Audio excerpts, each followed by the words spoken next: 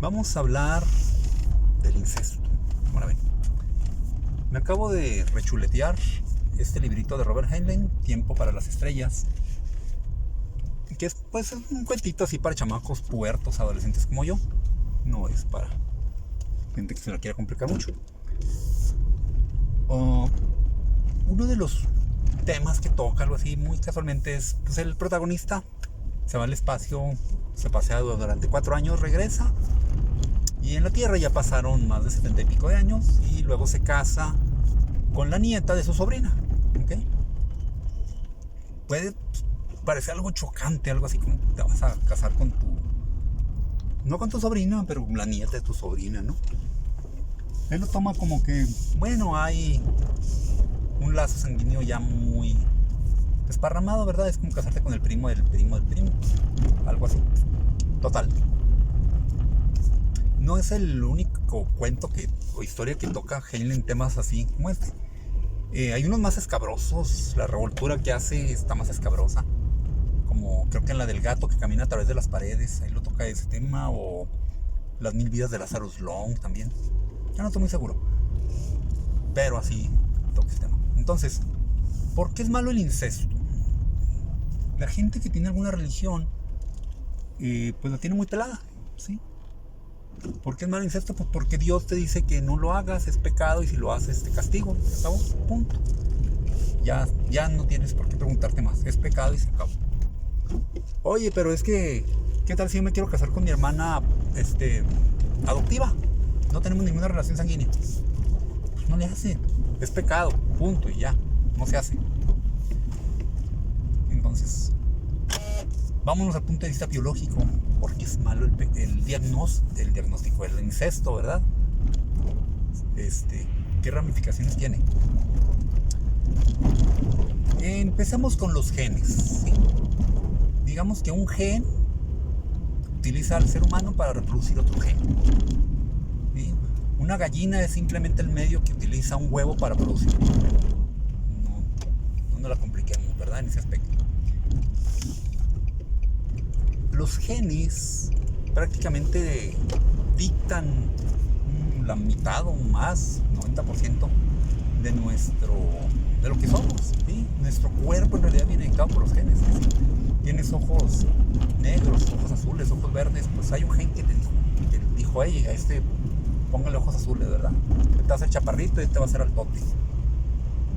Entonces, esos genes, esa codificación que viene en nuestro ADN, porque está el ADN y luego lo separas en cachitos. El ADN es el instructivo completo y el gen pues es cada cachito de esa instrucción.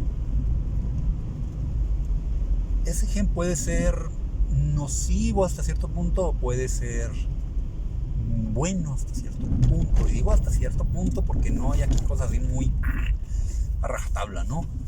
Si decimos el gen produce que no tenga ojos, digamos, este gen nace sin ojos y sin sistema nervioso que permita la visión. Puede decir, bueno, es una tremenda desventaja, ¿no? Un animal que tenga eso está en desventaja. Pero si es un animal que vive en las fosas abisales, pues no es una desventaja, es una gran ventaja no tener ese sistema que gasta mucha energía y no te sirve para nada. ¿Okay? Igual si tienes un gen que te dice va a tener un pelaje muy grueso y va a tener acumulación de grasa, ¿sí? Para un animal que vive en el trópico puede ser una gran desventaja, pero para uno que viva allá en el Polo Norte, en el hielo, pues es una gran ventaja. Entonces, y no todo puede estar tan definido así como que depende de dónde. Digamos, un gen que produzca musculatura muy buena, reflejos muy rápidos, está muy guapo el animalejo con ese gen, ¿verdad? Y tiene todas las de ganar. Solo que lleva emparejada la esterilidad. ¿Qué pasa ahí? Bueno, pues cuando por azar se genera esa mutación y genera ese gen, el espécimen que nace se vuelve el rey de su rancho, domina todo, es el mero McLean, ¿verdad? Pero una vez que ese animal se muere, pues se acabó ese gen. No dejó hijos, no dejó descendencia porque venía emparejada la esterilidad. Entonces puede haber genes muy buenos hasta cierto punto y luego desaparecen. Los genes que son demasiado nocivos también tienden a desaparecer. Es decir, un gen que produzca, no sé, que nazca sin cerebro, nazca con una tremenda deformación en la espina dorsal, o nazca sin espina dorsal, o nace sin pulmones, pues luego se mueren, ¿verdad? No logran llegar a reproducirse para que sigan continuándose esos genes en la especie, ¿ok? Y los genes que son más buenos, entre comillas, pues son los que le dan ventajas a sus poseedores para que luego ellos se reproduzcan y tengan más hijos con esos genes, ¿verdad? Entonces, si nomás fuera así, todos los genes malos ya deberían haber desaparecido. Los genes malos que hubiera, nada más serían los que se dieran por azar, así, por una mutación, que por los rayos cósmicos, o por químicos, o por no sé, pero serían muy pocos, ¿no? Serían mutaciones netamente al azar. Entonces, ¿por qué no han desaparecido los genes malos? Los malos, entre comillas, ¿verdad? Los que dan desventaja. Más que dar una ventaja, dan una desventaja. Bueno, porque tenemos genes recesivos y luego tenemos genes dominantes. ¿Okay? Un gen dominante, es decir, están los genes de la mamá, genes del papá. Se ponen ahí. El gen dominante es el que va a decidir cuál es cuál. Si el de la mamá es el dominante y la mamá tenía ojos azules y es un gen dominante, pues el de la mamá es el que manda y tiene ojos del color de la mamá. Que el del papá era el dominante, pues tiene ojos del color del... Entonces, hay genes que no se expresan, ¿sí? Pero que siguen ahí. Es decir, la mamá puso su gen, el papá puso su gen, ¿verdad? El dominante fue el de la mamá y el del papá, ahí se quedó. No desapareció, ahí está, ¿sí? Entonces, el otro... Viene la siguiente generación, vienen los hijos, o vienen los nietos, vienen los bisnietos, ¿sí? Y siempre sigue habiendo ese gen dominante. Pero de repente se da la combinación, ¿verdad? De que hay una pareja donde ambos ponen el gen recesivo, ¿sí? Ahí viene y se expresa ese gen. Durante varias generaciones fue el dominante el que estuvo mandando, pero luego se da la combinación correcta, donde ambos padres deben tener ese gen para que se exprese, y en ese momento se expresa ese gen. Y si ese gen es un gen que hace daño, pues en ese momento aparece, ¿okay? Cuando ambos padres ponen el mismo gen, ¿ok? Y mientras tanto, pudieron pasar muchas generaciones sin que ese gen apareciera. Allí estaba, pero no se había expresado ese gen, porque los padres tenían diferentes genes. Entonces, ahí es donde volvemos al incesto. ¿Dónde hay más posibilidades que ambos padres tengan ese gen que no se había expresado durante generaciones? Pues cuando ambos padres vienen de la misma familia, ¿sí?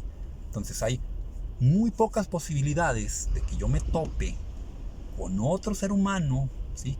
Que mi pareja, la que yo escogí al azar, ¿verdad? O por X o Y razón, terminamos como pareja y tenemos hijos.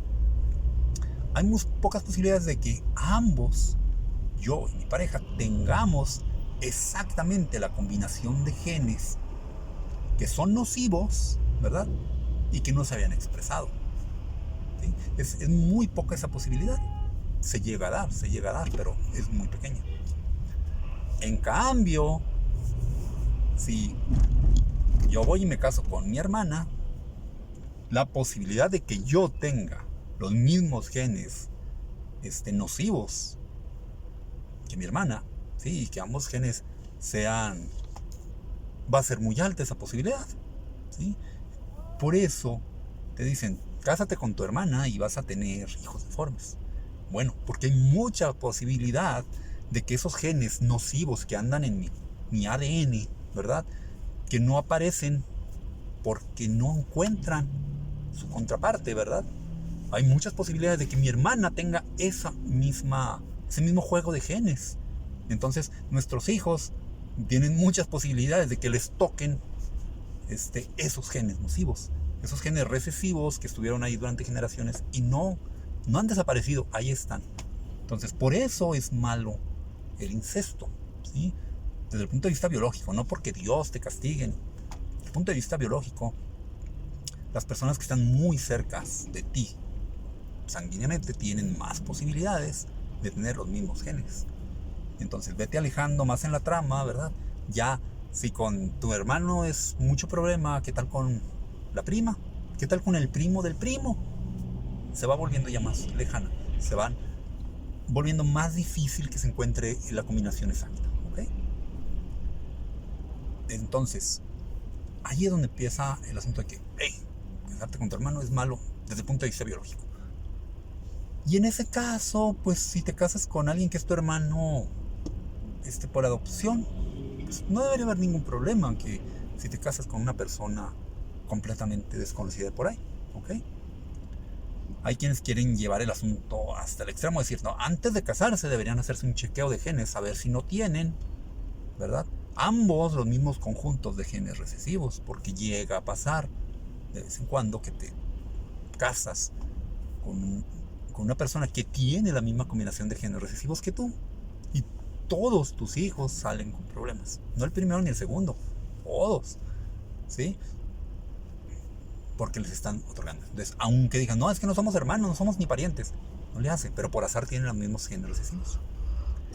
Bueno, y esto nos lleva a las historias acá tan rebuscadas, pues revueltas, no rebuscadas, de Robert Heinlein, por ejemplo. En la de las 1000 vidas de Lazarus Long, este cuate tiene un genoma perfecto, teóricamente. Es decir, no hay genes malos en toda su estructura genética, ¿sí? No hay ningún gen que produzca una deformidad o una desventaja, no hay, punto. Todos sus genes son perfectos, ¿ok? Entonces desaparece el problema biológico, ¿ok? ¿Te puedes casar con tu hermana? Sí, no hay problema.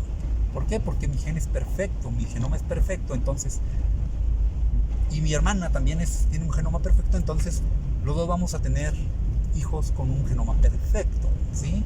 No hay ningún gen recesivo que se va a expresar cuando yo tenga hijos con mi hermana, ¿ok? Y no solo con su hermana, este cuate pues tiene hijos con su mamá y con su clon, ¿verdad? Tiene un clon pero del otro sexo, ¿verdad? Y también tiene hijos con el clon y tiene hijos con sus hijos y hace una revoltura bastante buena, que es chocante desde el punto de vista social a cómo nos han educado desde niños. Es que eso es malo y es chocante, ¿verdad? Pero si te pones a pensarlo, dices, pues sí es chocante, ¿verdad? Si se dieran esas condiciones, que para nada está fácil que se lleguen a dar y es muy probable que sea imposible, ¿dónde está el problema? Y una vez que sacas la religión del camino, te empieza a abrir el camino a muchas cosas.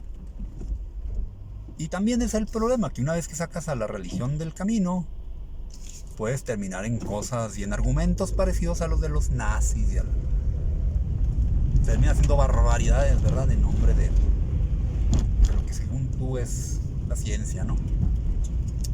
Entonces, ahí está para pensarse. El genoma perfecto pudiera existir. Si eso existiera, ¿el incesto sería malo en realidad? Ahí se los dejo de tarea. Goodbye.